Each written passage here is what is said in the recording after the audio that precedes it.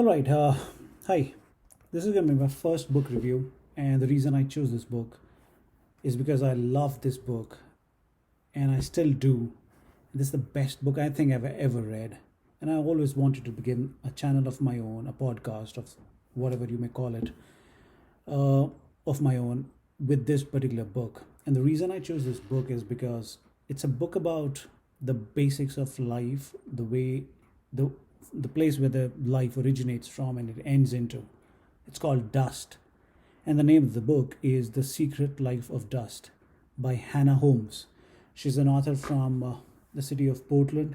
It's a city in the state of Maine in United States, the northeast part of United States. Lovely city with amazing seafood. Shout out to Portland, Maine.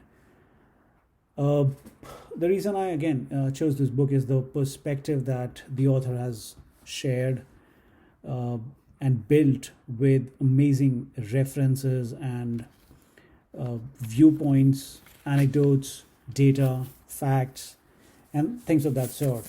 So, to begin with, I mean, we never think of dust to be anything significant in our lives, yet you'd see it all around us. You would see it in all uh, forms and shapes, here and there and everywhere, you name it. No matter how much you clean your house, you'll still find a speck of dust.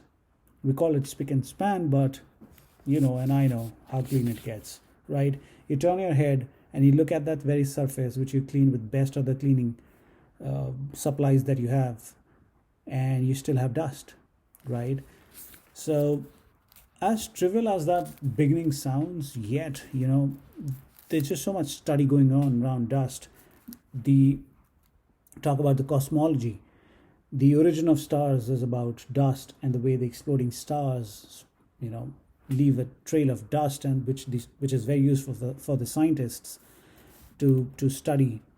Uh, Cosmic dust keeps flowing into our atmosphere and settles on the ocean beds. From there, it is collected and studied by our scientists. In fact, there is another whole process of collecting it via airplanes, and the scientists are very particular about how to use it, how to differentiate it, when it was collected, and what are they looking for in particular about the dust.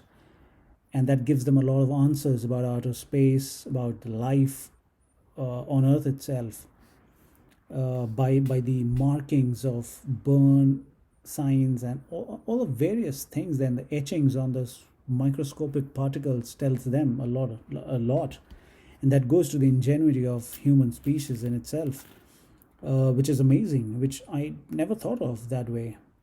Uh, One interesting bit is the fact that the cosmic dust actually finds its way not only on the ocean bed, which is about three-fourths of the planet's surface, and obviously it should, it also finds its way into our life in one way or the other. It would settle on, let's say, your clothes while you're outside. It would come inside your home on the carpet while it's windy outside. Uh, and the word carpet, okay, that connects to the segue into the one of the things which I would like to quote from the author herself, which is on the carpet, on the bedroom carpet, which we never think of that way. There's a whole microcosm of cosmic jungle, or the jungle itself. Uh, Microcosm, let me see what she writes. Microscopic jungle on the bedroom carpet. Yeah, so we have hair follicles, we have skin pores, and various other things which keep falling onto the carpet. They're all a speck of dust, and because of which different forms of bacteria and fungi would form, and they thrive right under our noses, right here, right now. Uh, Sometimes we are surprised as to why do we sneeze, and why is the kid sneezing and they catch cold and they're unwell. Well, while they're crawling onto the carpet, little do we realize, despite our best efforts in cleaning and everything, there is still a lot of dust on it. Uh, Not to undermine your efforts there. Well, what else? I mean, the kings and kingdoms all have started and ended in dust, right? They've burned into their ashes. Eventually, they turn into ashes. The ashes got mixed with volcanic ash. It turned into fertile soil, which got its way into agriculture and food chain. You don't know, I don't know where that dust is flowing today, but we are all nothing but dust. Uh, so that's an interesting bit which the author gives us a perspective on. The another anecdote which was very interesting was the way Sahara dust would actually travel right across Atlantic, which is miles and miles of distance, and settle in the Amazon basin, making it very fertile. That's the reason why it is as lush and green as it is. I never thought of it that way, that there's a connection between Sahara Desert, which is an arid, dry place, absolute dry place, to a very lush, green, fertile looking place as Amazon. Yet there is, and no joke, it is such a serious matter that actually dust travels, and with it, a lot of essential nutrients, pollen, and everything travels with it. We don't think of dust that way, but everything is dust. It is all atoms, it is all speck of dust. Life boils down to it, and we better take it seriously. Figure this out: a semiconductor manufacturing plant and the lab where it actually is made, the chip, it is supposed to be at least 1,000 times cleaner than the most high end ICU of a hospital where the most critical operations are done. 1,000 times cleaner than that. There must be amazing science behind that to get it so clean, so clean. That's dust for you. So while it's just dust and it sounds nuisance, which it always is in our lives, yet it is the basic life form that we need to be mindful of. It's something that made me a little humble towards life, that yes, eventually this is all that we are. uh, the air that we breathe has dust particles. We cannot live without it. We cannot live, sometimes we cannot live with excess of it. uh, that's the world we live in, and dust plays a lot more important role than we think it does. It in fact is everything. It carries information, it carries life, it carries death, it carries prospect and hope and everything that you want on this planet and beyond. So that is the reason I wanted to pick this up. It's coming in right now from my air purifier or AC vent, and where not. So think about it from that perspective. It's always there on that camera lens. Yes, no matter how much I cleaned it, it's still there. I can see it.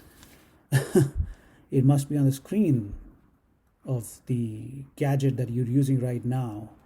It's all around us, guys. I'm telling you, after reading this book, I was lost thinking about what all part of my life is occupied by dust, and everything it is. Our books catch dust. Well, right here, my laptop keyboard has dust, and no matter how much I clean it, here's an example. So whenever I open my window in the morning, beautiful sunshine, the first thing I could see in the sun rays is dust particles. It's just, and I think I live in a very clean house because I'm very particular about it. Well, there we go. So gives you a lot of perspective. I'm not even going into the pollutants and everything. And guess what? We talk about sustainability and ecology and ecosystem and everything. It's all we're all talking about dust and one form of the dust. Rain settles on the dust. All different forms of precipitation are happening on the dust particles. Dust, dust, dust. And that's all it is all about. I wanted to come up with this book. I wanted to come up with a review of this book first and foremost. It's close to me. I've loved this book. I've loved the way the author has presented it. I'll keep this dialogue rolling. If you like it, let me know. If you don't, let me know that as well. Let's save the ugliness and not waste our time on that. Let's make something constructive out of this. I'm going to try and pick up very good books and share with you guys. Hope you like them. Please do not hesitate to share your thoughts. I would really, really love them. In fact, I'm counting on them to build my own perspectives, my own insights. I'm not the best at it, but I'm going to develop into a better or a more aware person through these comments and through these insights that you're going to share, plus the books that I'm going to pick up from all the sources that I can get my hands on. And I'm gonna keep coming with different contents, different types of content, not just books. So thank you, and if you do like it, please do not forget. Please, please, please do not forget to share, like, and subscribe. Thank you so much. Have a good one.